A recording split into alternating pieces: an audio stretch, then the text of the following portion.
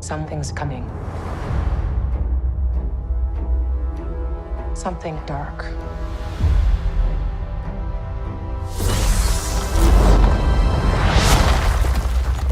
I sense it.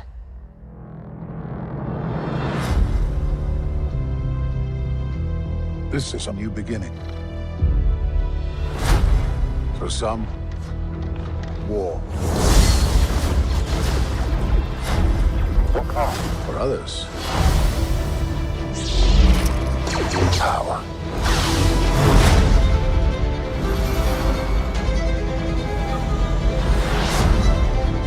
It's been a while. Things have changed. I started hearing whispers about Thrawn's return as heir to the Empire.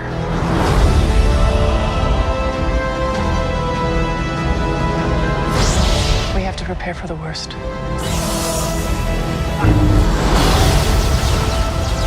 The Jedi fell a long time ago. There aren't many left.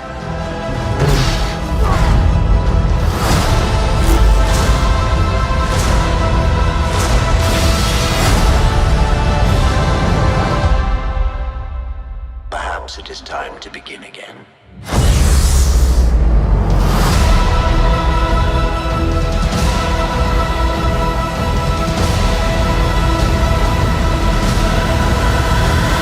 This is where the fun begins. Hello there. Hey there guys, Unofficial Star Wars here. Hope you're all doing well and welcome to my Star Wars The Ahsoka trailer breakdown video here. We are going to be discussing and talking about all the different things that you might have missed throughout this trailer here, pointing out some different Easter eggs and just overall discussing some fan theories into the regards of the trailer for what we are anticipating and expecting to see here for the upcoming show. The trailer, of course, has been officially put online day one of Star Wars Celebration, kicking things off on a high note for Star Wars Celebration, which was very exciting, and there was also plenty of other awesome announcements and awesome things to look forward to in the future of the franchise of Star Wars regarding both its Disney Plus shows and its theatrical releases for its movies as well. We've already been discussing and talking about all of the different announcements already here on the channel. You guys can check out all of those different Star Wars Celebration announcements in our Star Wars Celebration recap videos. They are out here now on the channel. Anyway, into the regards of the Ahsoka trailer breakdown here, normally how we break down trailers here on the channel is I essentially just go through like it for pretty much frame by frame and explain everything that we're seeing. So that being said, let's go ahead and hop right on into it. The trailer kicks off with the titular character of Ahsoka, what seems to be in some type of an abandoned temple. This temple could have been from the High Republic / Old Republic era, and it's much older, of course. It is kind of unknown though, however, like if this is even like a Jedi temple or something. But one common fan theory that I've seen going around, which I am quite fond of and I believe in actually, is that this is actually supposed to be a temple of an old portal of the Worlds Between Worlds. The Worlds Between Worlds was firstly discovered and introduced in the Star Wars Rebels animated show, and I definitely think that we'll be seeing more of it here for the Ahsoka show. So of course we have the character of Ahsoka walking through these abandoned temple ruins, and by the time we do see her actually exiting the temple, or actually maybe trying to get into the temple, she's fighting off these like red robot type of looking guards. They have these electrical staffs there as well, and not like lightsabers or Beskar spears or anything like that. And then also the way that we see Ahsoka actually getting into the temple is by just putting both of her lightsabers down and then spinning around. I feel like this is very remnants of like her Star Wars animated self, of how she's very just flexible with her lightsabers, and that's something very cool that we've been able to see with the transition from animation to live action with this character. So here we have her falling down into this temple. And then, of course, followed up by the reveal, like our first look of like Ahsoka and her face and everything like that in full in the actual show itself, which is very exciting. As she's looking off into the light or into the distance at maybe this supposed said portal or something like that. We then have the Lucasfilm arts or Lucasfilm like logo just kind of running by here. It's red. It's not green. It's normally green for like every other piece of Star Wars media out there that I can think of for everything Disney Plus, its movies and everything. It's always been green, and in this case, they made it red. They definitely did that on purpose to help set the tone and the theme of the show here overall, so that's something to look forward to, of maybe how dark this show can get and how different this show is going to be compared to other recent Star Wars media. Of course, into the regards of the different movies and shows that we've recently had. We then move on to our first introduction and our first look of Sabine Wren in live action in the Ahsoka show, first being introduced in the Star Wars Rebels animated show. I have a number of different theories into the regards of what we're going to be seeing with Sabine in the show, and then like let alone from this overall shot itself. It seems and it feels like that Sabine's maybe exiled herself as like a Mandalorian and from the Mandalorian creed and everything like that. She's sitting here reflecting on her helmet, so maybe picking up that mantle once again. This overall show as well is taking place after the events of the destruction of Mandalore and the Night of a Thousand Tears, as we learn in the book of Boba Fett, and I definitely think and hopeful think that we're going to see more of that in the Mandalorian season 3. But anyway, just seeing that, like, let alone there, I feel like that maybe she blames herself for the destruction and the fall of the Mandalorians and for Mandalore, because she is the one that gave and just kind of handed over the Darksaber to Bo-Katan. Of course, Bo-Katan exiles herself as well and blames herself as well for the Night of a Thousand Tears and the fall of the Mandalorians. Anyway, I think I'll have more on that in a separate feature video here on the channel, so stay on the lookout for that by hitting the subscribe button if you haven't already. It's a Lothcat scene in Star Wars Rebels. It's beyond adorable, and I think they used a puppet actually for this one instead of the CGI'd one that we saw in The Mandalorian Season 2.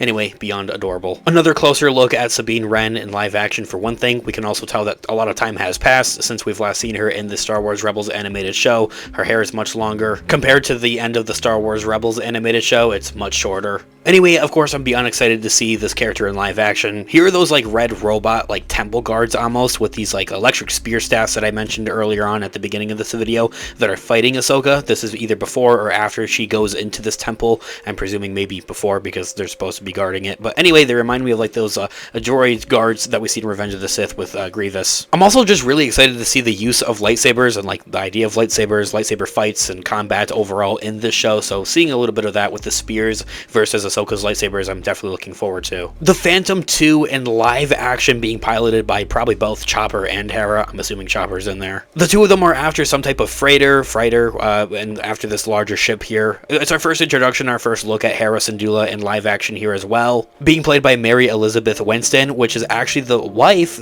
she's married to Ewan McGregor, Obi-Wan Kenobi, so that's pretty cool. And then we also have our first look at Chopper in the Ahsoka show. Believe it or not, this is actually the first time that we're seeing Chopper in live action. He appears in Rogue One in like the background for like 3 seconds. Alright, and then let's talk about this. There are these two like dark side force users seemingly that appear in the show here. This guy's named Balin, and then this is supposedly his apprentice named Shin Hati. They appear to have orange looking lightsabers. Dave Filoni recently confirmed that this is done purposely. I'll have another video talking more about that in depth. And Shin Hati seems to be entering like a New Republic cruiser of some sort as this lady's shooting at her, and she is taking them down pretty wickedly with the force and with the lightsaber, which is orange as I had mentioned. But this also brings me back around to like I'm beyond excited to see like lightsabers and lightsaber combat in this show here as well. We see this very remnant ship of the Star Wars The Clone Wars animated show, which it is. This is called a T6 Jedi shuttle ship, usually used by the Jedi as seen in the Clone Wars. We also see Sabine here on this tower of Lothal, so that there's very remnants of like where Ezra Bridger used to hang out a lot before he joined the Ghost crew in the Star Wars Rebels animated show. This is on Lothal, as I had mentioned,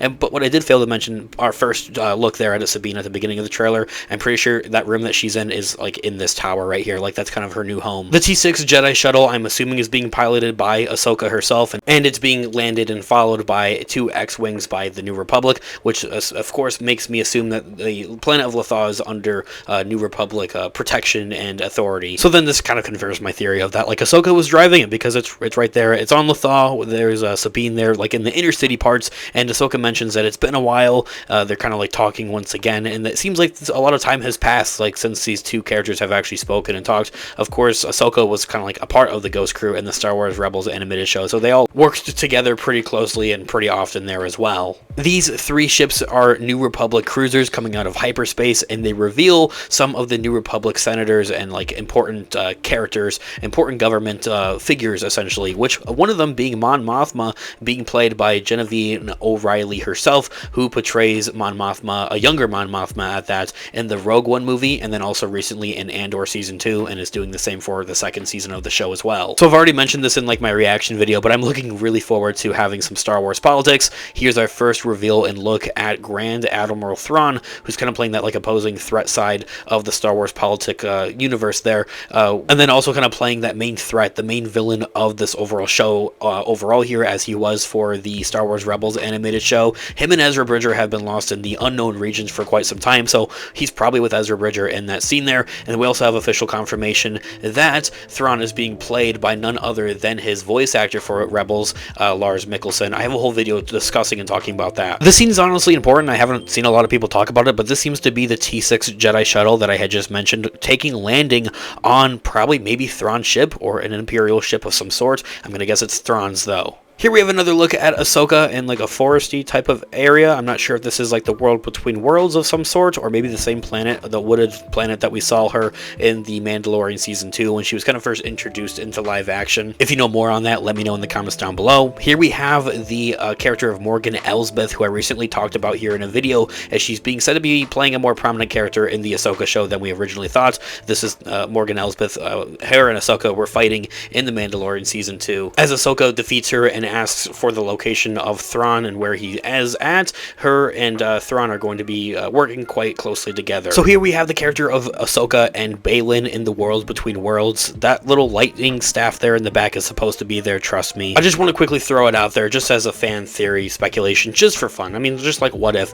People have been maybe kind of saying that maybe Balin could be an older version of Anakin Skywalker. Like, what if he never burned but still turned to the dark side pretty much? And I kind of see it. Honestly, at that point though, I think the only question remains is like, why didn't they use Hayden Christensen himself? But even then, I think this actor himself actually pulls off the character really well. And actually, the actor that's playing this guy of Balin has actually been in Star Wars before. His name is Ray Stevenson, and he's actually the voice actor for Gar Saxon in the Star Wars Rebels animated show, and then also in the Clone Wars. So it is a cool little nod to bringing this character into live action to play a separate character of Balin, of course. I'm not necessarily sure on like how bad of a character this guy is going to be, like if he's like a bad guy or kind of just like a wisdom type of dude that's kind of scrapping with Ahsoka to teach her a valuable lesson or something like that. I'm not sure, but he's igniting that orange lightsaber. It is supposed to be orange, it's not supposed to be red. I just mentioned earlier on in this video that Dave Filoni himself at Star Wars Celebration, he was asked about it and he did confirm that, like, yeah, it's supposed to be orange,